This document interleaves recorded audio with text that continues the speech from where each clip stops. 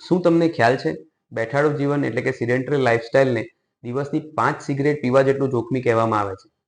ચાલો આજે આપણે એક્સરસાઇઝનું મહત્વ સમજીએ અને કઈ રીતે કરવું એના વિશે ટૂંકમાં વાત કરીએ. શું એક્સરસાઇઝનો મતલબ એવો થાય છે કે દરેક માણસે જીમ જવું નેસેસરી છે? ના. સામાન્ય એક્સરસાઇઝનો મતલબ થાય છે 30 મિનિટનો બ્રિસ્ક વોક. બ્રિસ્ક વોકનો મતલબ થાય છે તમે જે રૂટીન ઝડપે ચાલો એનાથી વધુ ઝડપે ચાલવું.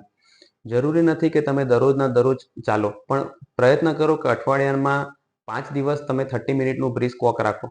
હા, તમને જો સ્વિમિંગમાં, યોગામાં, રનિંગમાં જો રુચિ છે તો તમે એ પણ કરી શકો છો. કોઈ પણ પ્રકારની કાર્ડિયાક એક્સરસાઇઝ તમને બ્લડ પ્રેશર ઘટાડવામાં મદદરૂપ થઈ શકે છે. આપણે આજે ઓફિસની લાઈફમાં બધા બેઠા બેઠા કોમ્પ્યુટર પર કામ કરીએ છીએ. ઇવેન્ચ્યુઅલી ધીમે ધીમે ધીમે યંગ એજમાં હાઇપરટેન્શન અને હૃદયરોગની બીમારીઓ વધતી જાય છે. ચાલો આજે આપણે નક્કી કરીએ અને કાલથી જ ચાલવાનું ચાલુ કરીએ અને બ્લડ પ્રેશરને ઘટાડવામાં મદદરૂપ થઈએ.